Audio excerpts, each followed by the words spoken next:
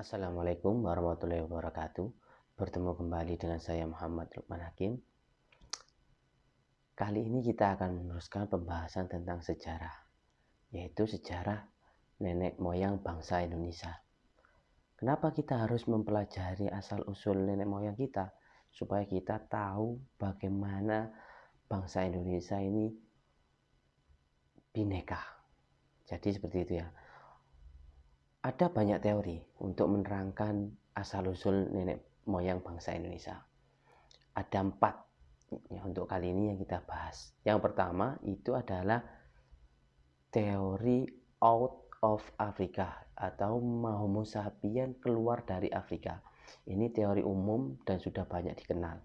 Maksudnya teori ini adalah bagaimana Homo sapien bisa keluar ke Afrika hingga menyebar ke seluruh dunia. Nah, lebih tepatnya sekitar 1 juta tahun yang lalu. Nah, Homo sapien ini keluar dari Afrika menyusuri daratan Asia, pantai selatan Asia, dan hingga sampai ke Indonesia ketika zaman glasial. Karena Indonesia ini adalah khatulistiwa, tidak mengalami glasial walaupun zamannya glasial. Jadi hanya kutub selatan dan kutub utara saja yang mengalami ini.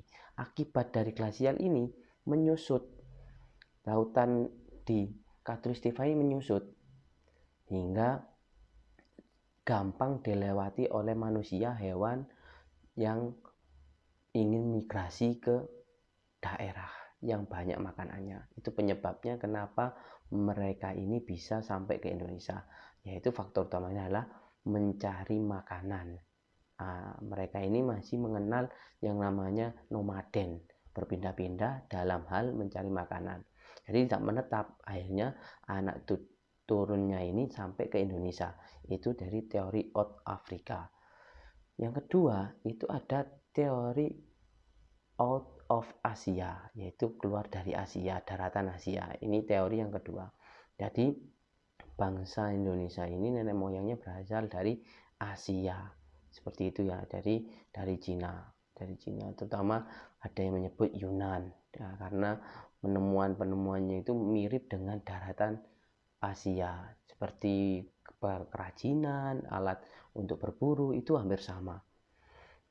Terus teori yang ketiga yaitu teori out of Taiwan, yang mana bangsa Indonesia itu berasal dari Taiwan atau Formosa.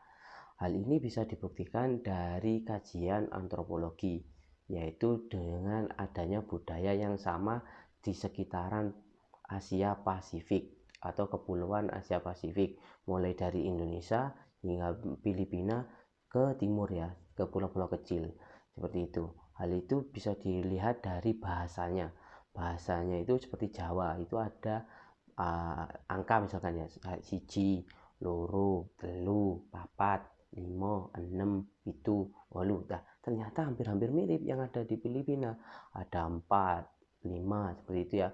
Hampir mirip-mirip katanya. Nah, maka peneliti-peneliti ini menyimpulkan ini ada kesamaan nenek moyangnya ya. Dan ternyata diteliti lagi dari penemuan-penemuan fosil dan penemuan-penemuan peninggalan seperti alat-alat berburu itu hampir sama juga. Nah, ini disimpulkan bahwa kita ini adalah rumpun Austronesia, yang mana akan menurunkan nanti itu seperti bangsa-bangsa Indonesia yang sekarang atau di suku-suku yang ada di Indonesia sekarang.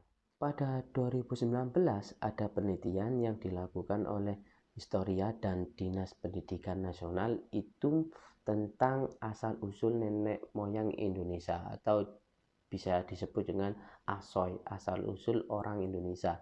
Ya, penelitian ini melibatkan beberapa pihak yang sebagai volunteer atau relawannya itu ada yang dari masyarakat, ada yang dari public figure. Ya, kita lihat saja dari public figure seperti Najwa Shihab. Ternyata Najwa Shihab ini tidak 100% Arab. Nah, ternyata Najwa Shihab ini memiliki 10 moyang yang berbeda, mulai dari Afrika Utara, ada dari India atau Asia Selatan, dari Eropa, ternyata ini tidak yang seperti kita kira. Kita kira Najwa Shihab ini adalah 100% Arab atau Timur Tengah. Ternyata kita selama ini hanya melihat dari segi fisik. Dari segi DNA, dari penelitian ini membuktikan bahwa ada beberapa nenek moyang yang ada di Najwa ini ya, Mbak Nana ini yang kita sebut biasanya. Selanjutnya ada juga relawan yang mungkin kita sering lihat menyanyi, yaitu Ariel Noah. Itu sama, ternyata tidak 100% itu Padang, ternyata tidak 100% Asia Tenggara. Ternyata Ariel Noah ini hampir 70% DNA-nya ini identik dengan orang-orang di Asia Selatan seperti India, Afghanistan, dan lain-lain sekitar Asia Selatan seperti itu ya, tetangganya India lah. Nah, jadi gak heran kalau di DNA-nya saja sudah ada Asia Selatan. Mungkin Bang Ariel ini memang pinter merangkai lagu seperti lagu-lagu yang romantis. India kan seperti itu, suka nyanyi ya, mungkin ada hubungannya sama ya DNA itu ya.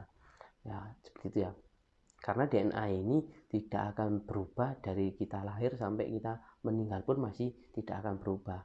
Nah, penelitian ini sangat bagus lagi membuktikan bahwa nenek moyang kita itu sudah berada di sini itu sekitar 4000 tahun yang lalu. Nanti akan ada perkembangan mulai dari kedatangan Hindu, kedatangan Buddha, mulai dari perdagangan, mungkin dari perjalanan, terus ada kedatangan Islam. Nah, ini mempengaruhi pola DNA atau nenek moyang kita.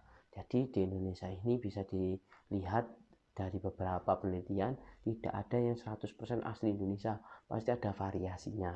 Nah, bahkan saya pun mungkin tidak asli dari Jawa Timur ataupun asli dari Indonesia, mungkin ada darah-darah Indianya mungkin ya, seperti Bambang Ariel tadi, seperti itu ya. Nah, apa fungsi kita mengetahui nenek moyang ini?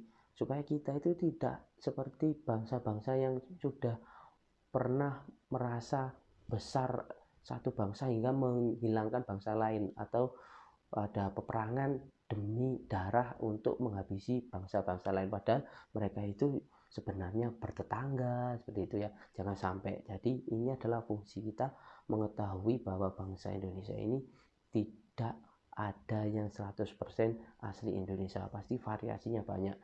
Hanya saja untuk memudahkan mengidentifikasi atau menandai, maka orang-orang itu menggunakan suku, nama-nama suku, atau penggunaan bahasa, supaya apa? Untuk menandainya enak atau identitasnya itu gampang. Oh, suku Jawa bahasanya Jawa. Sebenarnya nenek moyang kita itu sama pohonnya, yaitu berasal dari datangnya bergelombang tadi, mulai dari Homo sapiens awal, terus kedatangan bangsa dari Cina daratan, terus dari Taiwan, terus kedatangan dari Hindu, Buddha, kedatangan dari Islam ya. Kita tahu kalau Hindu itu pasti dari orang-orang India, bisa juga, atau dari Islam itu bisa dari perdagangan Arab Indonesia. Nah, itu membaur seperti itu. Selanjutnya yaitu bagaimana waktu itu nenek moyang kita bisa kesini ya, tadi seperti tadi saya terangkan, itu adalah berawal dari pencarian makanan atau kebutuhan hidup hingga mereka menetap di sini. Makanya ada nanti itu ada namanya food gathering, pencarian makanan, food producing, bisa membuat makanan itu sendiri, meramu seperti itu, dan alatnya pun berkembang. Nah, ternyata Indonesia ini kalau kita memasuki zaman-zaman besi itu mirip-mirip dengan budaya yang ada di Asia Tenggara, lebih tepatnya di daerah Dongson. Dongson itu daerah mana ya? Vietnam. Ya, situ ternyata sama budayanya. Jadi kalau seperti itu bisa dikatakan kita itu asal usulnya itu bisa bercampur-campur. Jadi seperti itu ya. Itu untuk asal usul nenek moyang Indonesia. Jadi kita harus lebih percaya diri sebagai bangsa bahwa kita itu memang bineka sejak puluhan juta tahun yang lalu, ratusan tahun yang lalu, puluhan tahun yang lalu. Jadi kita sudah bineka. Jadi tidak ada yang mempunyai rasa bahwa Jumawa ras kita yang paling hebat, tidak ada. Indonesia adalah bangsa yang sangat majemuk dan kita itu harus menjaga ini, karena sejak dahulu Indonesia memang menjadi persinggahan, karena Indonesia ini adalah diapit dari 2 samudra, 2 benua.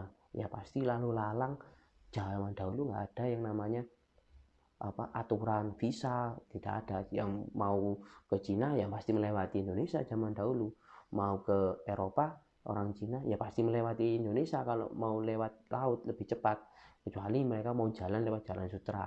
Nah seperti itu ya. Hal ini kita bisa dibuktikan juga dari bahwa nenek moyang kita itu serang pelaut, ada perahu bercadik, yaitu sampai di Madagaskar. Wow, sampai luar biasanya seperti itu bangsa Indonesia.